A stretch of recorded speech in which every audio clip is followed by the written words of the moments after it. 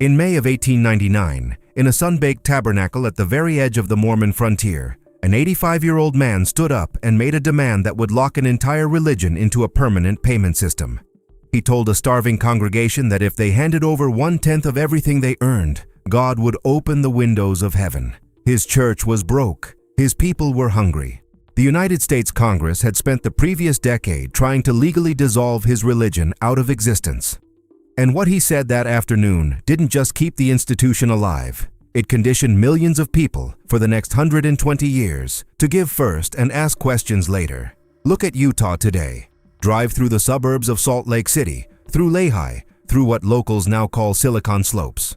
You'll see immaculate lawns, fleets of late-model SUVs, 6-bedroom homes with 3-car garages. You'll see Mormon influencers on Instagram performing picture-perfect children, picture-perfect kitchens, picture-perfect everything. The state has one of the highest rates of millionaires per capita in the United States. It also has one of the highest rates of antidepressant prescriptions in the country. The wealth is not an accident. Neither is the cost.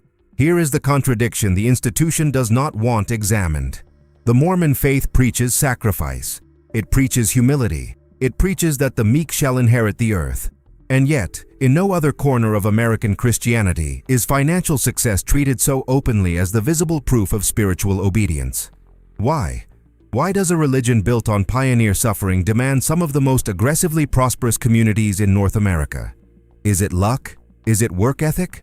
Or is it something deeper, something theological, something that was deliberately engineered at a very specific moment in history to extract? Because there is a moment, there is a date, and it is not a metaphor. Before this video ends, we are going to walk you through the exact afternoon in 1899 when tithing stopped being a voluntary offering and became a non-negotiable contract. We are going to show you the federal law that put a price tag on the church's existence, the brutal little number that made Lorenzo Snow's revelation an act of institutional self-preservation paid for by the poorest members in the religion. And then we are going to show you something else, something that happened decades later.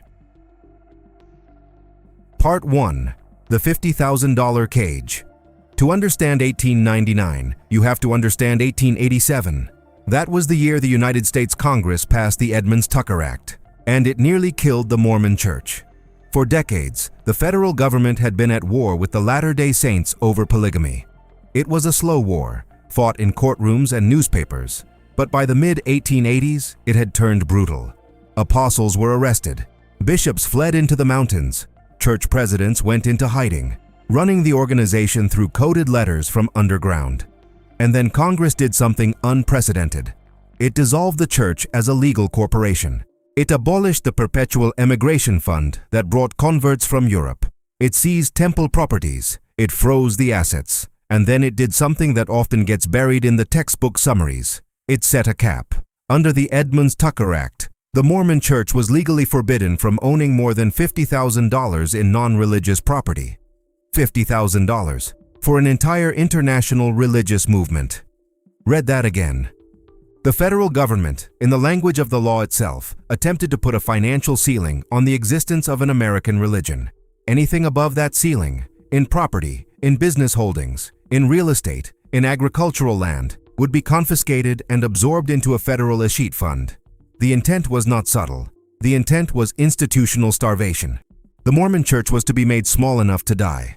By 1890, when President Wilford Woodruff issued the famous manifesto suspending the practice of plural marriage, the church was not just losing the polygamy war, it was financially gutted. By 1898, its debt obligations had ballooned into what would today be roughly $60 to $70 million, owed to banks, bondholders, and anyone who would lend to a religious organization that the federal government had recently treated as a criminal enterprise.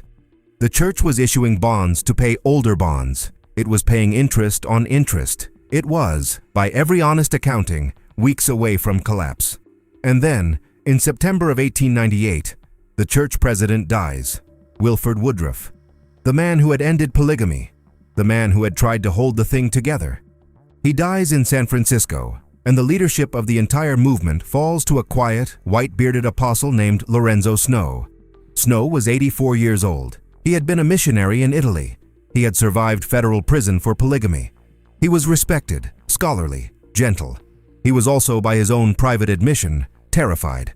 The man inherited a sinking ship. His advisors told him the truth. There was no money. There was no plan. The church might not survive his presidency. So in May of 1899, Lorenzo Snow boarded a train south. He traveled to St. George, a small farming town in the parched Red Rock country near the Arizona border. The crops there had been failing for years. The drought was biblical. The local saints were close to despair. And on the way, according to his own account and the accounts of those traveling with him, something happened. He had a revelation. What he received in his own description was a simple message. The church would be saved. The drought would break. The debts would be paid, but only if the members began to obey the law of tithing. Not partially, not generously, fully, strictly. 10% of all income, paid first, before anything else. Now here is what almost no member knows. Tithing had existed in Mormonism since the 1830s. Joseph Smith taught it. Brigham Young collected it. But in practice, for most of the 19th century, tithing had been understood as a contribution from one's surplus, the leftover, the extra. Members paid in eggs, in chickens, in days of labor, in whatever they had after their families were fed.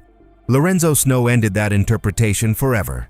When he stood up in the St. George Tabernacle, he framed tithing not as charity, not as donation, not as community support. He framed it as obedience, as covenant, as the literal test of whether God would protect you, your family, your land, and your church. The shift was theological. It was also strategic. A donation can be skipped without spiritual consequence. A commandment cannot. By transforming tithing from a generous offering into a binding law, Snow gave the church something no fundraising drive could ever provide. He gave it a permanent, recurring revenue stream, backed by the threat of divine displeasure, in a country that had just tried to legislate the institution out of existence. And it worked. Within a decade, the debts were retired, the bonds were paid, the temples were back in church control. The $50,000 cage was broken not by lawyers and not by politics, but by 10%. Member by member, paycheck by paycheck. But here is what most members never hear. Hold on to this.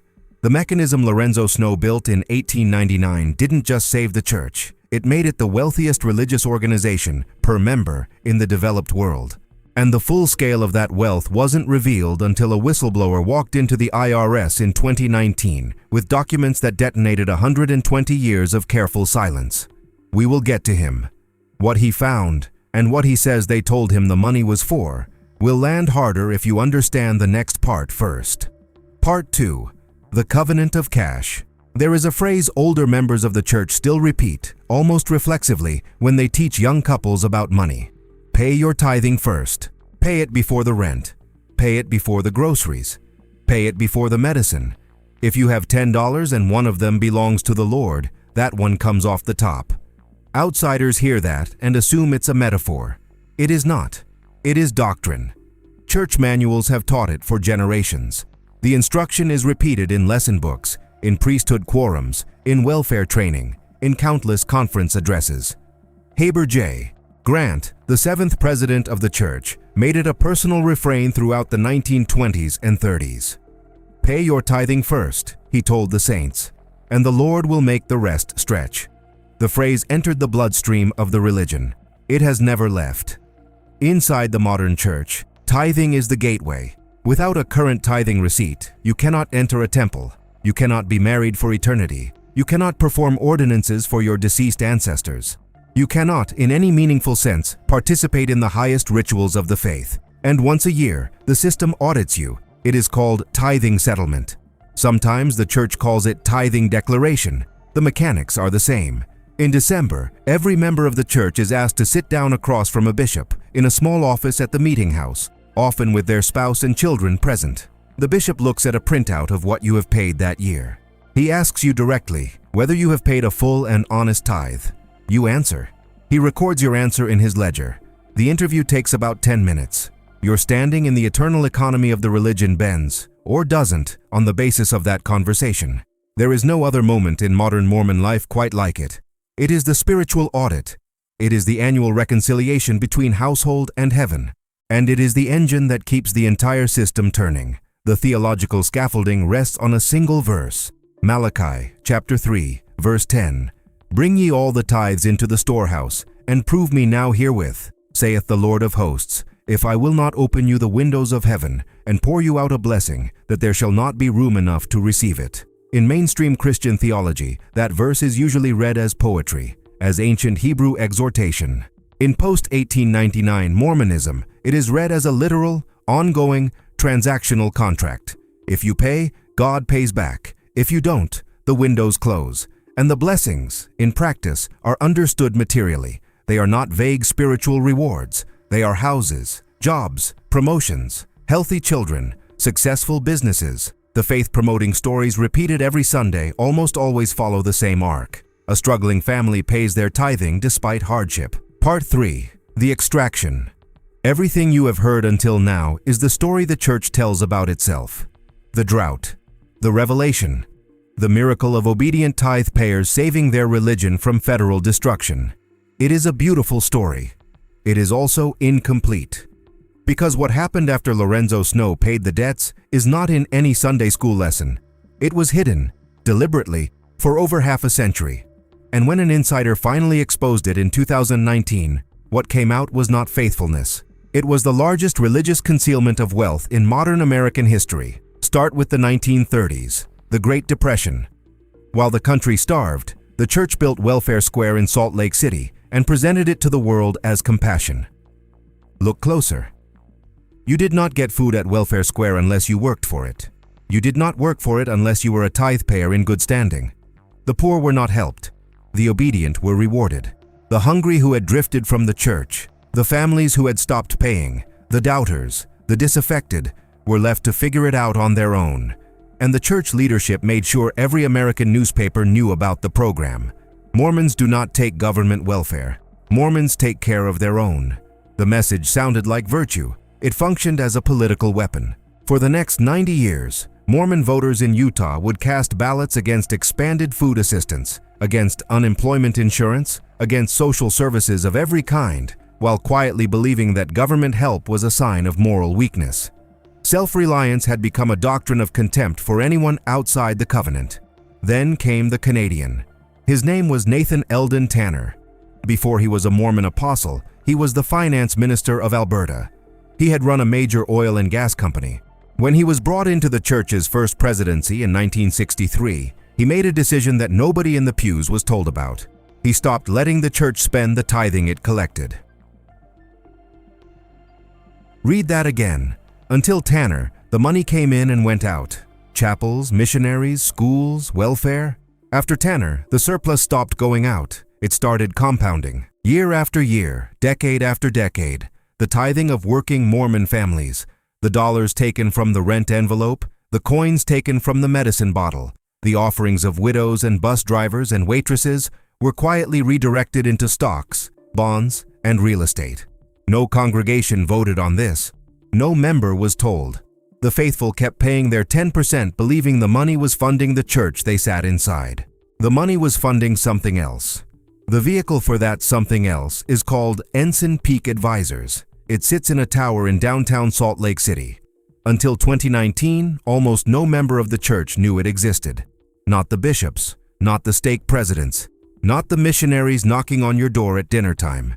Certainly not the families being told to pay tithing before paying for insulin.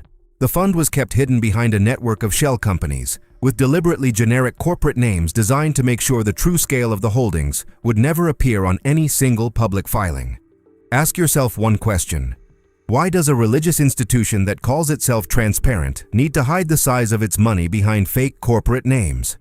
In 2019, a portfolio manager named David Nielsen, who had worked inside Ensign Peak for years, walked into the offices of the Internal Revenue Service with a whistleblower complaint. What he revealed broke the silence.